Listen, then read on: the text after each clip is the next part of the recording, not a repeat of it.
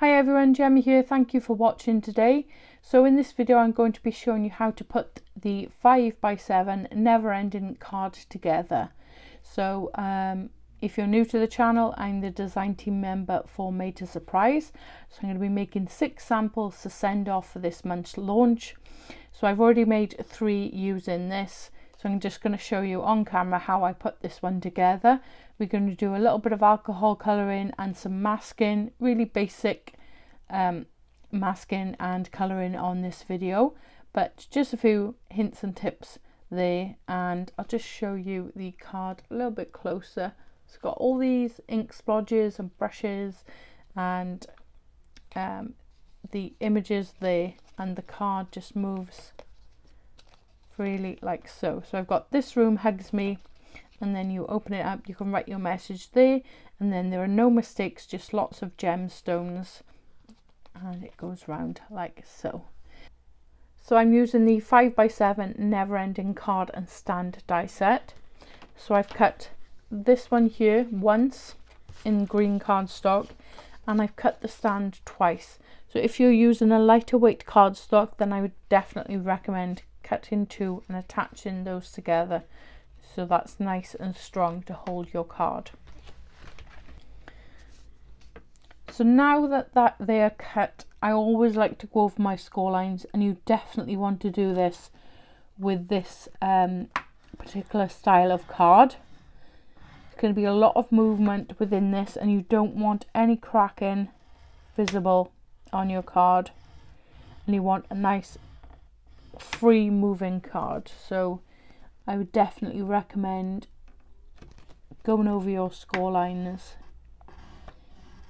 Really simple, just line the track up and just go over those. Just going to do the same for my stand. So just run my stylus through track 4. Just make sure that that bottom is lined up.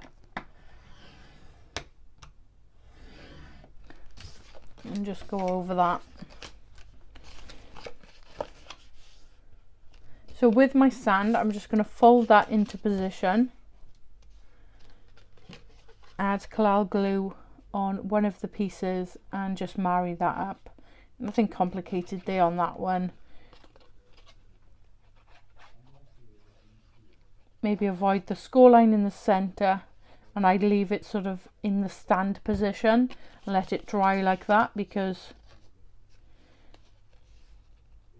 if you sort of fold it flat, it may be hard to fold it in place, may cause more cracking. It's just better to marry that up and have it in that sort of position. So just going to set that to one side and let that dry, and we'll work on the card. So as I said, you've got the cut lines there. So first thing you want to do is fold these 2 score lines over, so it allows that piece to move freely. And then you want to do the opposite side, fold that one over and that one over, and then open it back out and fold it down and down on the opposite side.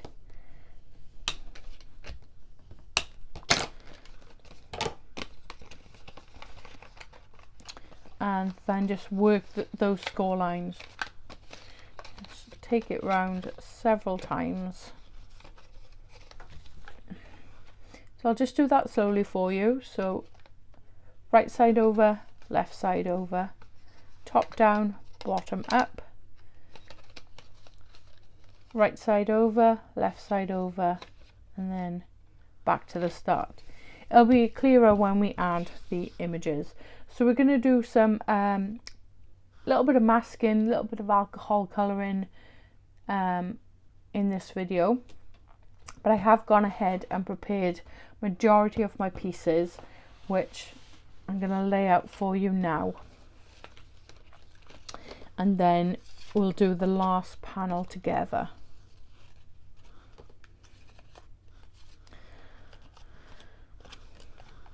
So I've got "This room hugs me," and I've got the sort of the ink blotches there, and we're going to do the panel opposite together on camera. And then I've got these various ink splodges to go in the corner. I've got the ink blending brushes in the pattern paper to go there.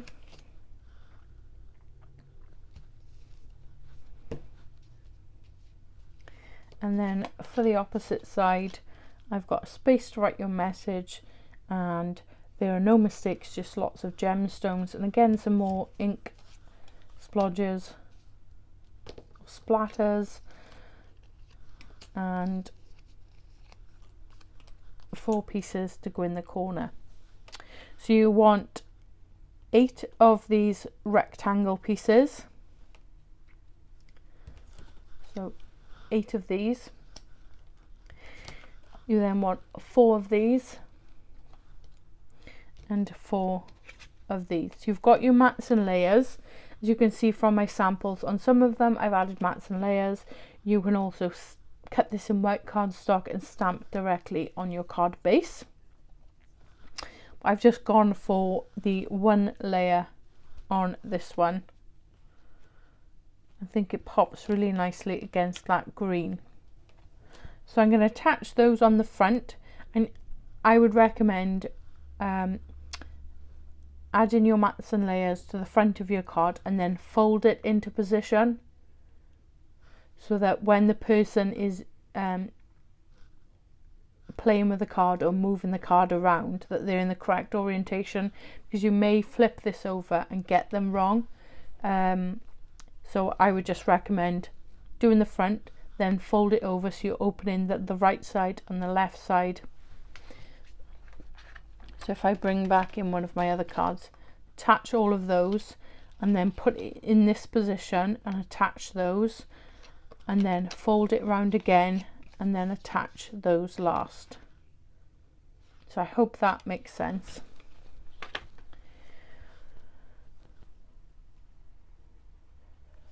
So I am going to go ahead now and attach all of these, and then I'll come back to you so we can work on this final panel and we can do a little bit of masking and some alcohol blending.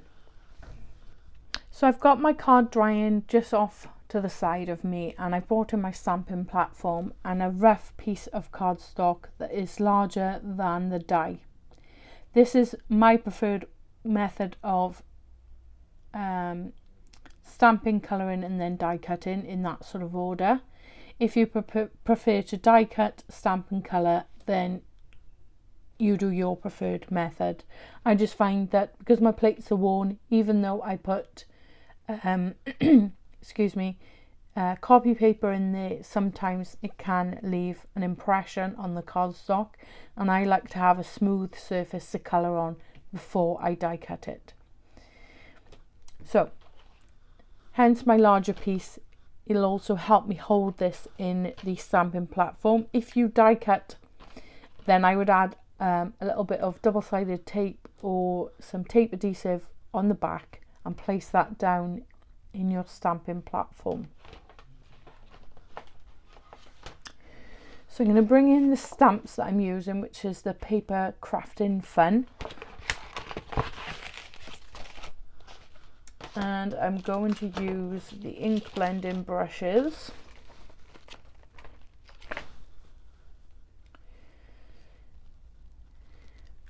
So the image that you want at the very front is the one that you stamped down first. So decide which you want as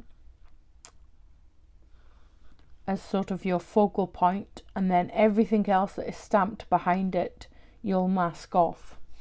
I hope that makes sense, but it should as we go through the process now. So I've got the ink blending brush and the ink pad.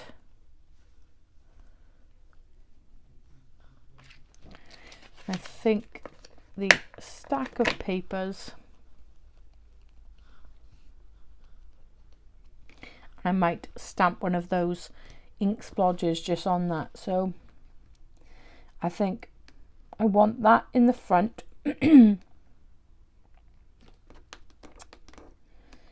And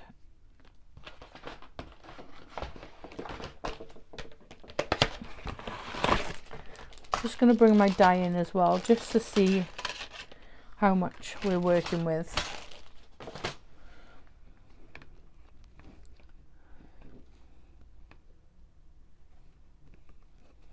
So I could have the papers more towards the top right there, and then have the ink pad just there and the brush just behind that. I think that'll work. So I'm just going to bring that just off there and that off there. I'll stamp those first. Excuse me. Because I'm using alcohol markers, I'm going to use Memento Tuxedo Black ink. So this is alcohol friendly.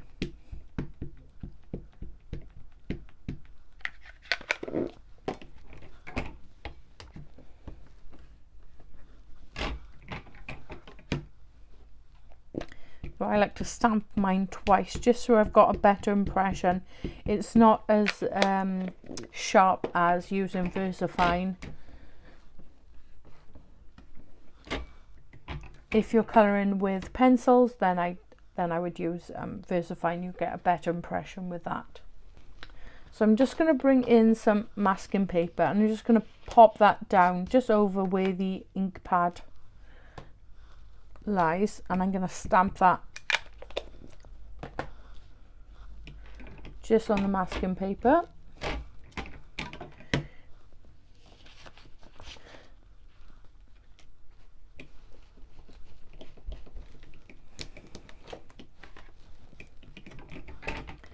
So just going to pop that to one side a moment and fussy cut the ink pad. So just going to roughly go around that. So I'm not the best at fussy cutting, but the best tips that I've picked up is sort of rest your arms against the desk so you've got a nice solid surface to work on and your arms are in a comfortable position. And rather than moving your scissors, you're moving the cardstock or the masking paper.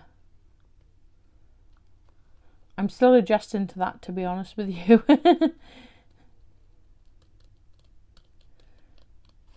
But you sort of want to turn then with your left hand and cut with your right.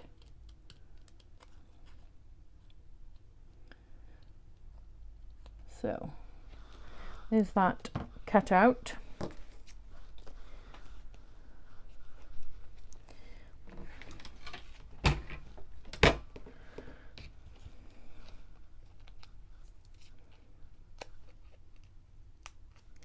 And then these masks will work a couple of times over.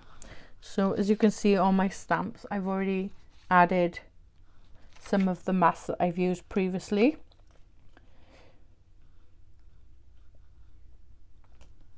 So if I want to do any future masking, they're there ready for me to work with. So now that's covered up, I'm just going to figure out the placement of my ink blending brushes. So I'm going to have one sort of just there.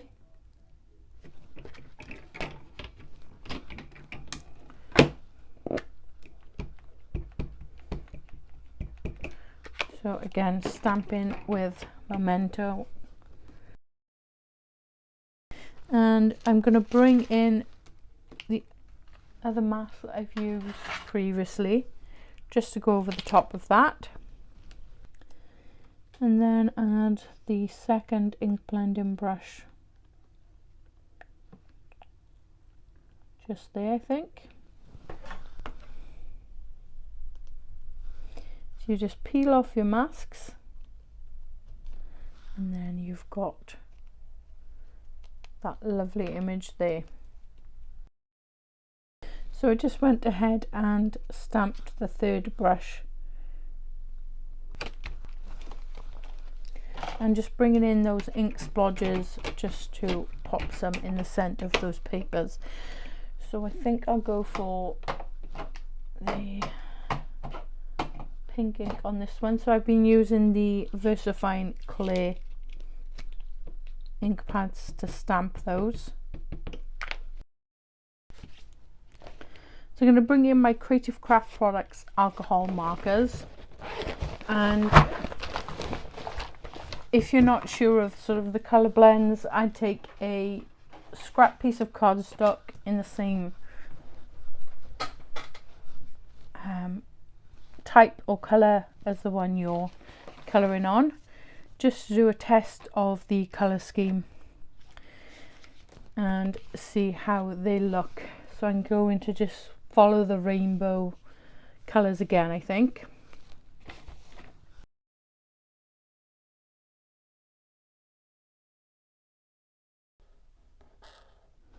So you can use the same pen to do the, create a shadow.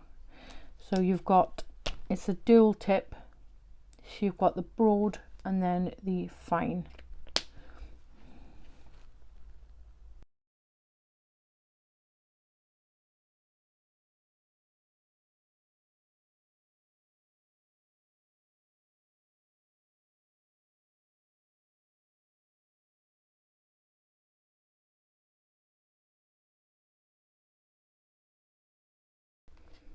So I'm happy with that image now. I think it looks really good. And as I said, I bring my die in then and move that around to see which sort of placement I like best. So I think I'm going to go somewhere like that and just tape that in place and run that through my die cutting machine. So bring my card back in, and now that's ready to attach just on the front there. So there's the final card. I may add some accent glaze or Nouveau drops off camera and allow that time to dry. You want to make sure that, if you're going to add anything like that, you're not going to be moving this around, because it's just going to smudge it and go on the various layers. So there's the card, and then there's the stand. So you just pop it in there like so. So hopefully you're getting to see that. So just stands up like so. So I'll just show you that in action. I think these cards are so fun. Children are going to love this, and adults alike, I guess. It's keeping me entertained. I hope you've enjoyed today's video. If you have, I'd really appreciate it if you could give me a big thumbs up. Any products used in the video will be listed in the description box below. Once again, thank you for watching, and I'll see you in the next one.